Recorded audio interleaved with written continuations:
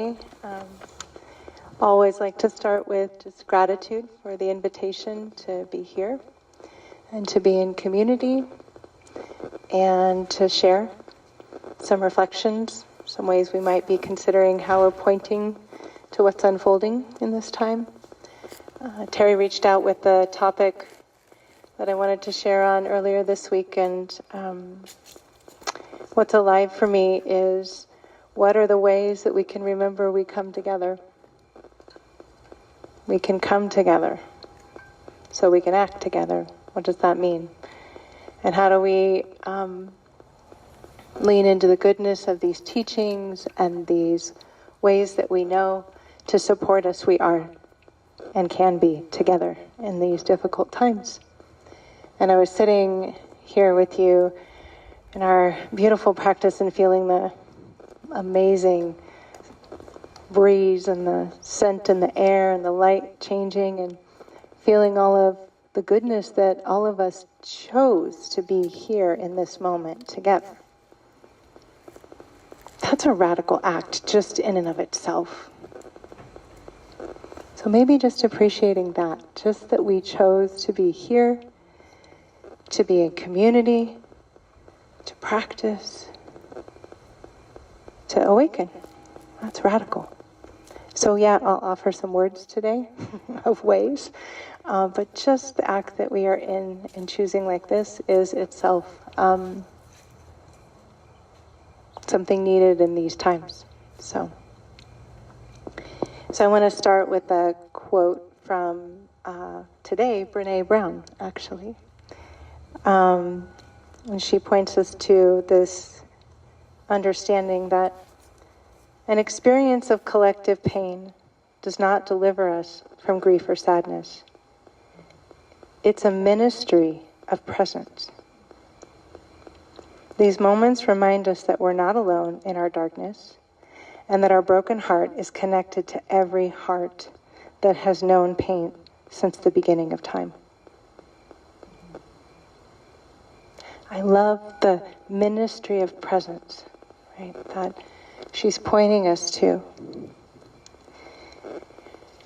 And I know many of us can feel like, I know it's true for me, I feel like just when I think there is not more intensity that one could be asked to meet, it's almost like that thought says, just kidding, nope, there's more, and there's more, and there's more, and there's more.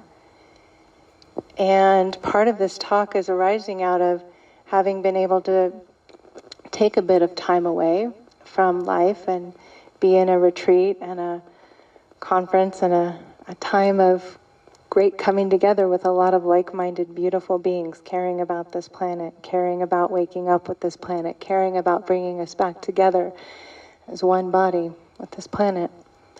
It was beautiful, it was inspiring, and as soon as I stepped out of that beautiful container, I was immediately impacted by what had been going on that I didn't know about while I was in that container. And as most of you know, when we go on retreat and we come back out, there's that acclimation period, and I hadn't been in the media, and I turned on social media, and the first thing, I think maybe it was like 2 or 3 in to the feed of social media, my cousin had posted that he was present with his son at the Charlie Kirk assassination. And that's how I learned about the Charlie Kirk assassination. I did not know that it had happened. I hadn't seen the media. It was immediately through my relative and his pain that he was expressing all over media. And it caused me quite to go from this contrasted experience of great, connected, embodied, awakened energy to this very painful, raw moment of life meeting me. It took a moment. And so as I've been working with what it means to be in relationship to this relative in this time, it's really an ask of my practice to decide how I'm going to meet all of this, both within my family, within the collective, and to continue to share ways that we can come together in this time. So that's what I want to point us to today.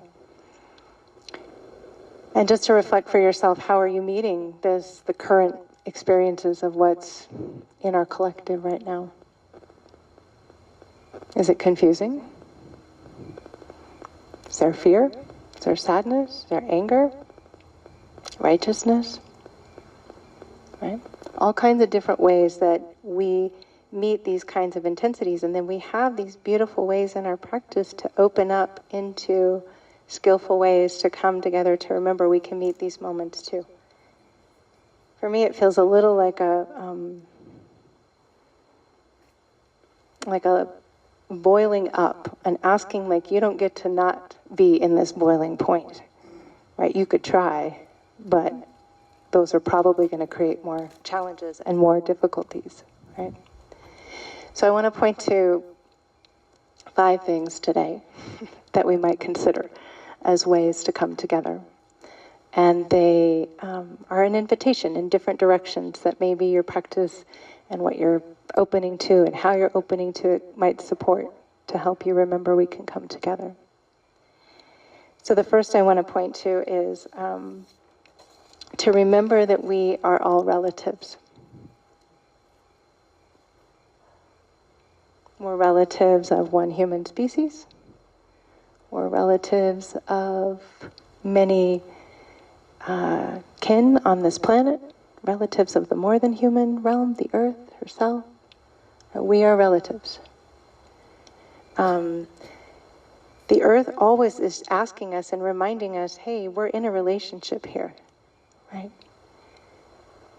The relative of the wind who makes sure that you breathe well every day. The sustenance of the earth and the foods that we eat.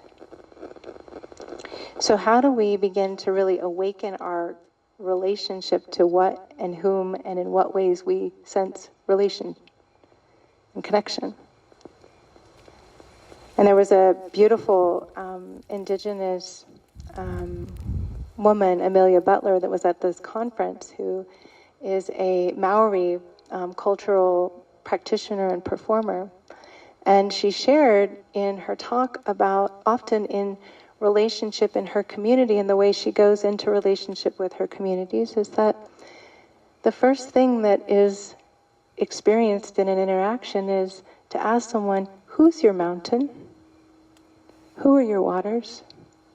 Who are your plants? Who are your trees? Who are your people? Who is your place? Who? Not what. Who? Right, so she's pointing to this profundity of relationship, right? Because there's an introduction in a way that says, I come from place, I come from lands, I come from life, I'm belonging. And so how do we really consider what it's like to remember this inner-outer nature of our being as relationship with life? And there's so many ways we can open to this, right? Like the sun today. How exquisite is the sun today? Here. Oh, it's like dappled light. Just right. That sun is your relative. It's a star ancestor. It's been out there. It's got a whole cosmic life going on. That's making sure you're being able to know this moment of beautiful light. So how does that open the heart? How does that open a remembering we're together in this time? And for me, when this experience with my cousin came through, I had to really pause and remember, like, he really is my very biological relative. Like, it doesn't get much closer than that in terms of the lineage line, right? And how was I going to meet him as my relative? Right, because the messages that I was seeing were different than how I experienced the world and my views and beliefs. So another place we can point to is compassion, right? Just caring for life, right? Pretty easy when I look at the tree and look at the beautiful colors and see the ants crawling on the ground, and how exquisite also when the sun reflects on these pavers, stones, beautiful expressions of glitter are happening in there, right? Like, that's not hard for my heart to go, wow, that's so cool that the earth created that. I really care about the earth being able to create more beauty like that. Like, my heart just says, yeah, I care about that. So the heart's natural inclination is to care about life, right? And compassion is this heartfelt wish for suffering to be free, to not be an experience that any being, any expression of life has to experience. And your heartfelt wish to act to relieve that suffering. Second part might get a little more sticky sometimes, but the first part where our heart just cares, like it's like I care about people's suffering, care about the earth's suffering. It's very, right, impulsive of the heart to know that it cares. It wants to express its caring. Now maybe it's had a lot of experiences in its life that limit the way or close it off from the way it can care, but these practices and these teachings, especially the teachings of Karuna, really invite us into that deep understanding that we can offer care and offer an act to relieve suffering. What does that look like? What does that really ask of us too? Right? Because it might be easy with my sweet little pup who has a sticker in his paw to relieve that suffering in that moment. It's a different ask with my cousin and some of my family, but nonetheless the same place of the heart that knows this, that knows how to act in this way.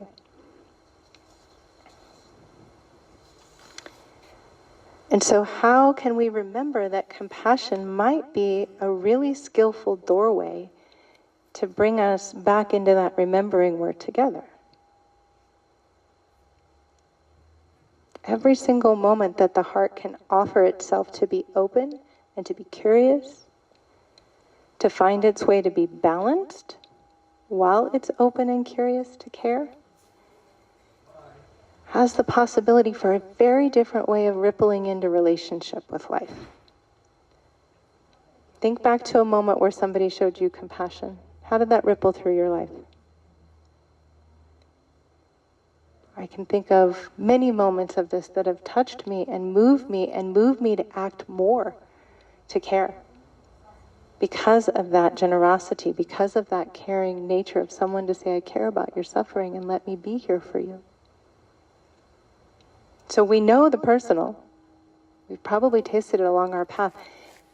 And what's it like to cultivate it and offer it, extend it?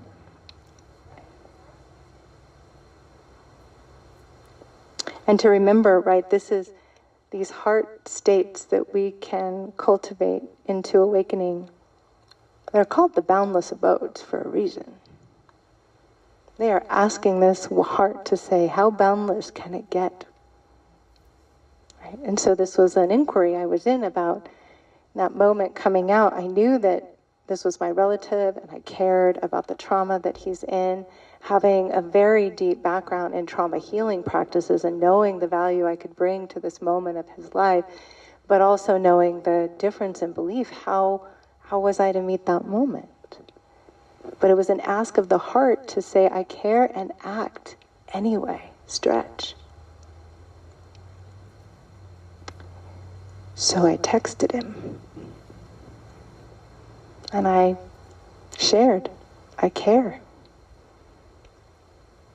I see that you're in suffering and you've had a big traumatic event, and your son has as well, and I'm holding you in loving prayers, and I want you to know I'm here and I carry wisdom if it's of help to you.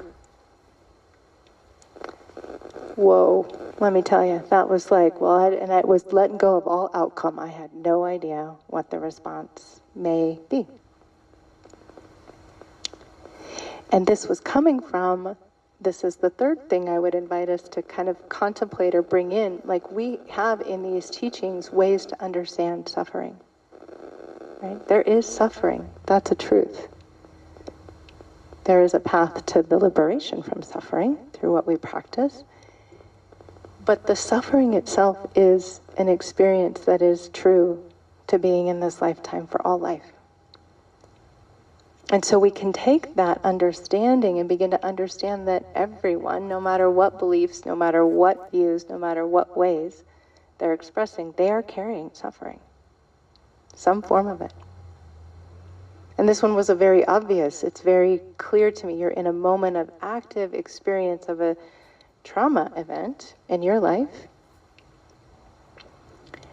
And his comments in the sharing were struggling with that suffering and what to do with it and reaching out in the ways that he knew how.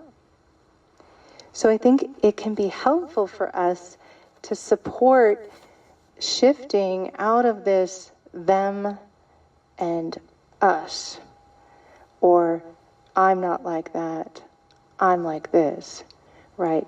The context to understand suffering just is, and if we maybe find it helpful to understand people are really in deep reactionary patterns of trauma suffering. When they've been pained and they've been wounded in so many different ways in this lifetime, and maybe their families and maybe their generations, that's coming to bear in a moment of reactivity. So this ability to maybe invite a deeper knowing, not the kind of knowing that goes, yeah, I already know that's how they think about it.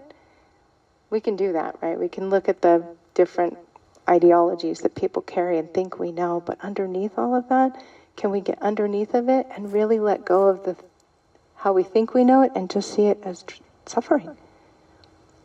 Painful trauma reactions, playing themselves out again and again and again. And we know that unhealed trauma will create more unhealed trauma. That's just how it goes. But if we meet the suffering and we meet with an understanding and a framework to look and be in relationship that way, that itself is a potent way of remembering coming together. Right? So my ability to let go of the very zealous views that my cousin and his family carry and understand there's just pain happening. There's real life trauma where he is scared. I can hear it, I can see it, despite all the things that were being commented on. And so my text was to reach out as an ally of love. I care about you. You're my relative. I love you. And that's where I'm sharing my being with you in this moment.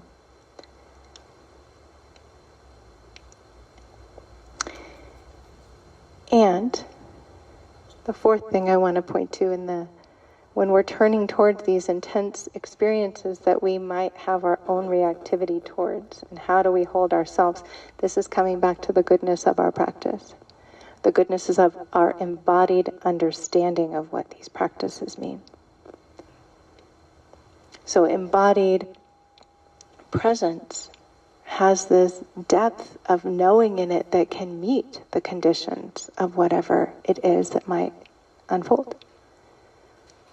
And when we think about embodiment, right, back to the first foundation, the teaching of the Buddha, that when we're inhabiting this body, when we are fully awake in the conditions and the experiences of this being and its interconnected beingness, that's a very different ground in which to stand in and to be when we're in relationship with all of our relatives.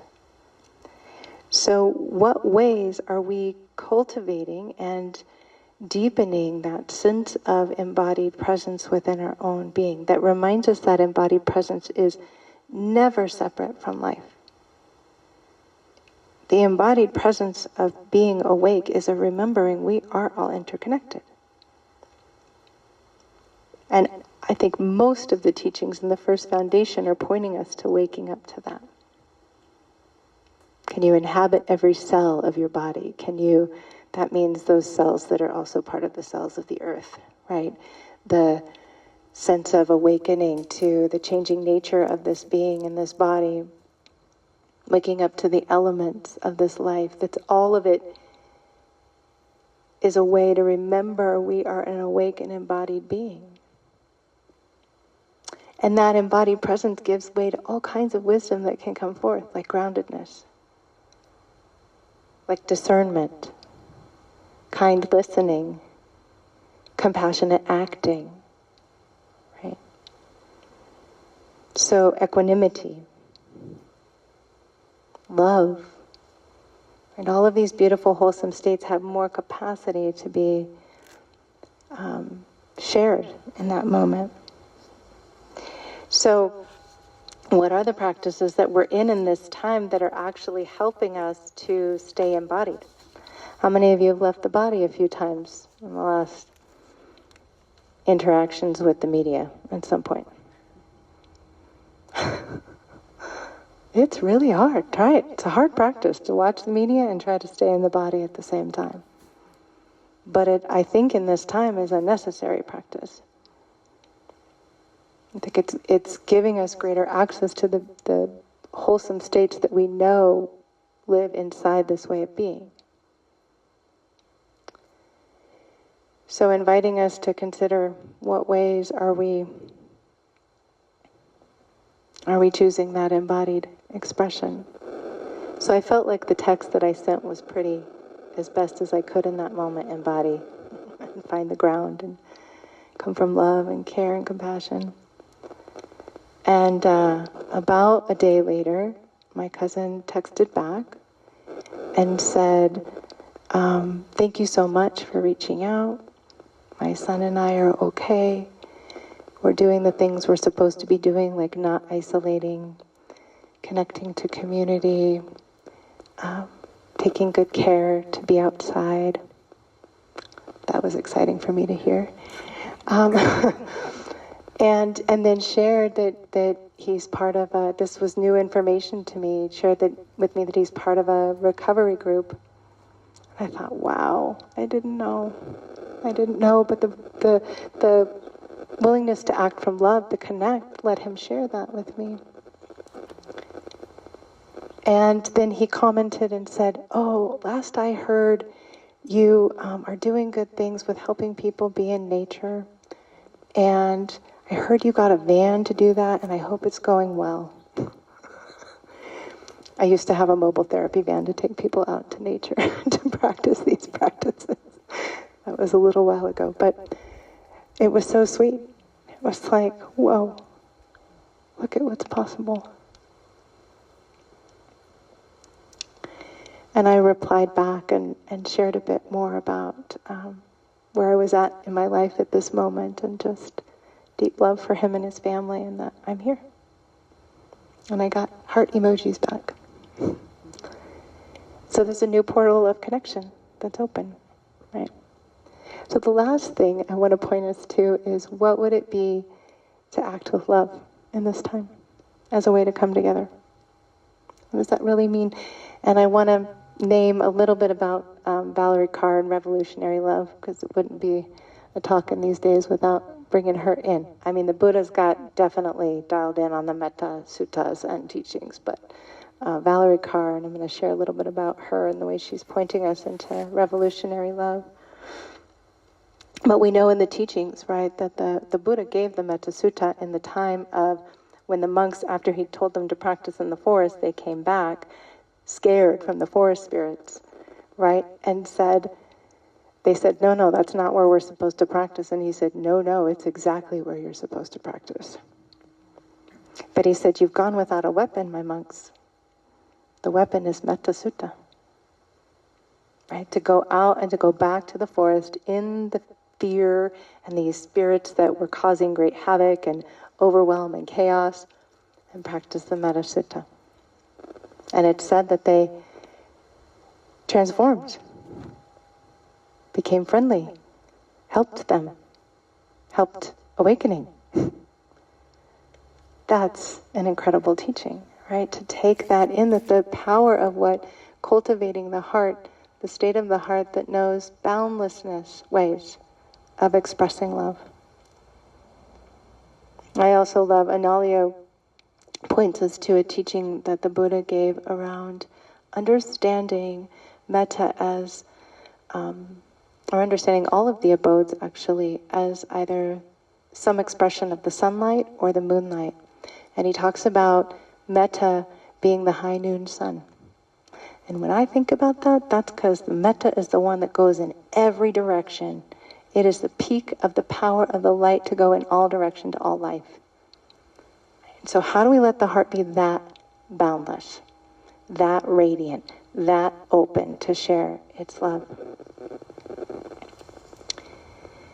And so Valerie Carr, a beautiful teacher, Sikh practitioner, and activist, and she points us to this teaching that comes from her tradition to practice revolutionary love as seeing no stranger. See no one as a stranger. That if the heart could see no one as a stranger, it would act with love. And there's this beautiful phrase that she often uses that says, "You are a part of me that I don't yet know yet. You are a part of me that I don't yet know." And it's that disillusion of the separating that we're pointing to in these, whether we cultivate the heart this way, we understand the heart-mind in this way, we are dissolving that separating and othering nature to enter something so much more sacred about the way life can be experienced in this awake and loving way. And she also talks about that this way of understanding love, and her pointing us to the idea of a revolutionary love, she talks about it like as though women, when they are in labor, to have to labor love. And you gotta breathe and you gotta push. And you gotta breathe and you gotta push. And what I love about when she points us to that, it's saying, yeah, it's gonna be hard, it's gonna be painful. But what if we literally cultivated laboring love right now? Like what a gift to start rippling into the collective right now as a way to come together. So this invitation to really see where the heart can edge itself into these places, and to remember there are skillful ways to support ourselves to practice that, right? And so considering how we practice that with the way we understand our relatives, and cultivating compassion, and cultivating understanding, and cultivating embodiment, and cultivating love. And I think there's probably about 100 other ways we could take from the teachings right now to remind us we can come together, because at the essence of these teachings is this awakening to our loving awareness. This awakening to we are an embodied expression of all life. Right? Every expression of it. So how do we keep nurturing that in this time? And I would say this is one way, being in community. Practicing in community, acting in community, whatever that looks like right now, is of profound benefit to what's unfolding in our collective.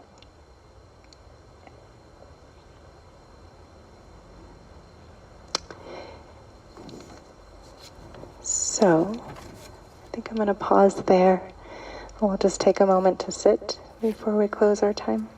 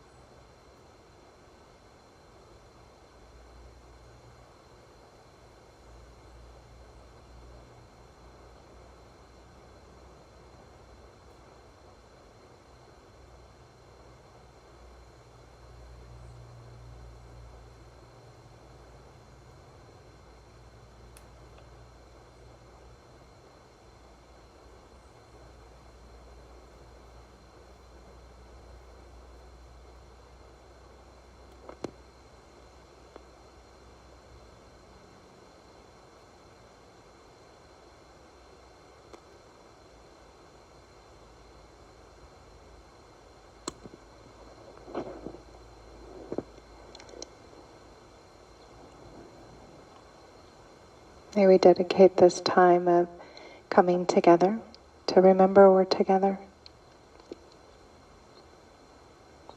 This time of practice, this time of community, this time of remembering.